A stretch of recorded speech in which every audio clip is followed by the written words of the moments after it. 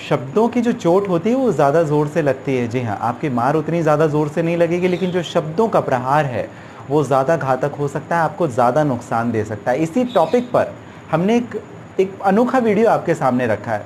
कभी भी आप वकील के साथ में जाते हैं, कुछ भी लिख कर के आप एक दूसरे पार्टी को नोटिस भेज देते हैं, लीगल नोटिस, या जब कभी मान लीजिए पत्नी ने आपके खिलाफ में तलाक का कोई केस दर्ज किया।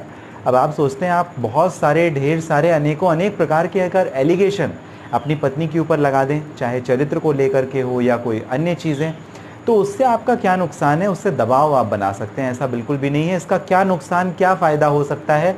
जो भी आप लिखित तौर पर ऑपोजिट पार्टी, चाहे पत्नी पति के खिलाफ करे या पति पत्नी के खिलाफ करे, उससे क्या प्रभाव पड़ता है? चाहे लीगल नोटिस हो या रिटन स्टेटमेंट हो, जब आप WS अपना जवाब कोर्ट के सामने सबमिट करते हैं तो उसका क्या प्रभाव पड़ता है, इस पर्टिकुलर वीडियो में बात करेंगे। आपका तलाक का केस क्या मजबूत या कितना कमज़ोर हो जाता है, इस मुद्दे पे भी बात करेंगे। जो मिसलीडिंग एलिगेशंस होती हैं, यानी जो आरोप लगाए जाते हैं, इसके ऊपर ज़रा बात करते हैं। चलिए, आपने शुरुआत की अशोक पांडे के साथ। नए हैं आप, सब्सक्राइब ज़रूर कर लें। ऑनलाइन लीगल एडवाइस आपका चैनल है, सब्सक्राइब करना तो बिल्कुल बनता है, क्योंकि कानून की जो जानकारी है आपको इसी चैनल के माध्यम से मिलते रहती है।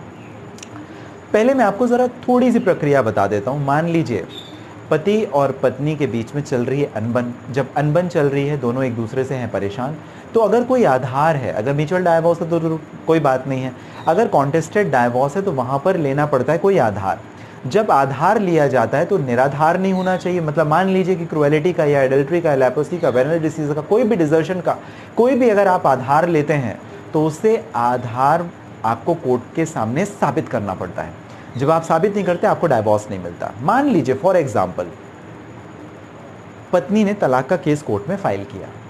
जब कोर्ट में केस जाता है तो आपको समन या नोटिस आते हैं, बुलावा आता है, आप कोर्ट जाते हैं।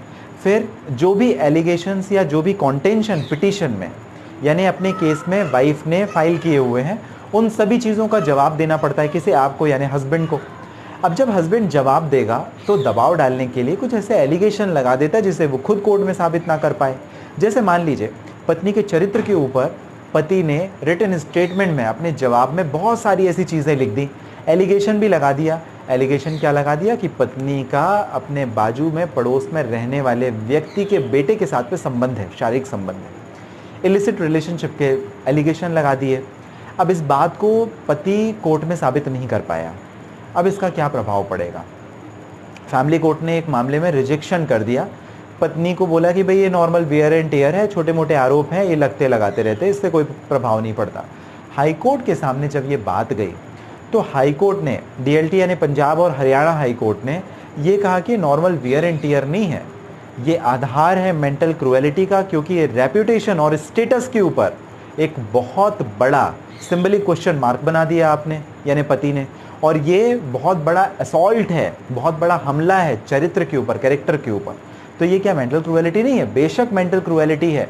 और अगर मान लीजिए पत्नी आपके खिलाफ अपने रिटन स्टेटमेंट में, अपने जवाब दावे में ऐसे कोई झूठे आरोप लगाए जो आपके चरित्र के ऊपर बहुत भारी प्रश्न चिन्ह खड़ा कर दें, तो मानसिक तनाव आपको बेशक होना बनता है, और इसे असॉल्ट ऑन कैरेक्टर कहा जाता है, और इसे आधार बनाया जा सकता है मेंटल क्रुएलिटी का भी, और इसके एवज में लिया जा सकता है तलाक। अगर पति पत्नी के ऊपर झूठे आरोप अपने रिटन स्टेटमेंट में, लीगल नोटिस में कहीं ऐसे लिखित तौर पर प्रस्तुत करे जिसे वो कोर्ट के सामने साबित नहीं कर सके, तो ये क्रुएलिटी का आधार बन जाता है, मानसिक प्रताड़ना का आधार बन जाता है पति के लिए, पति के अगेंस्ट में, पत्नी के फेवर में, और इसको आधार बना करके पत्नी ले सकती है तलाक, या कि वाइस वर्सा।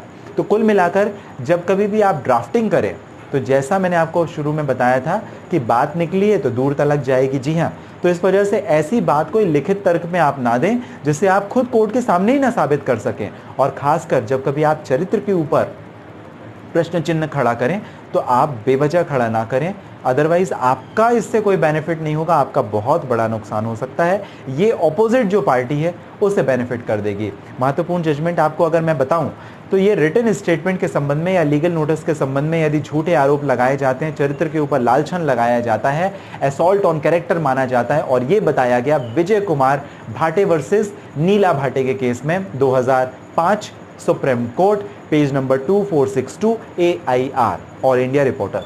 दूसरा एक महत्वपूर्ण जजमेंट गुरलीन कौर वर्सेस लखबीर सिंह 228/2016 का DLT Punjab and Haryana court page number 27। तो ये जो दोनों ही जजमेंट है, विजय कुमार भाटे वर्सेस नीता भाटे का जजमेंट और गुरलीन कौर का वर्सेस लखबीर कौर का, इन दोनों में ही ये कोर्ट ने कंसीडर किया कि अगर आप रिटन स्टेटमेंट जो कोर्ट के सामने जवाब दावा आप प्रस्तुत करते हो उस पर भी यदि आप झूठे आरोप लगाओगे तो it is a ground of mental cruelty और इसका बेनिफिट अपोजिट पार्टी को मिलेगा, चाहे वो पति है या पत्नी। तो कैरेक्टर के ऊपर आप आरोप अगर कभी भी लगाते हैं, ध्यान रखें, इलिसिट रिलेशनशिप, कैरेक्टर, चरित्र के ऊपर अगर आप लालछन लगाते हैं, बहुत सोच समझ के आप लगाएं। जब आप साबित कर सकें तभी आप इसका इस्तेमाल करें, अदरवाइज बिल्कुल भी ना करें, because it is a grave assault on character. ध्यान रखें। आपको जानकारी कैसी लगी मुझे ज़रूर कमेंट बॉक्स में मेंशन कीजिएगा। इसके साथ ही किसी परेशानी के लिए यदि आप बात करना चाहते हैं मुझे आपकी परेशानी संबंधित, तो इस वीडियो के डिस्क्रिप्शन में डिटेल है जहां से आप अपॉइंटमेंट बुक करके मुझे कर सकते हैं बात। जो कीमती और महत्वपूर्ण समय हमेशा आप मुझे देते हैं, आपका इसके लिए आप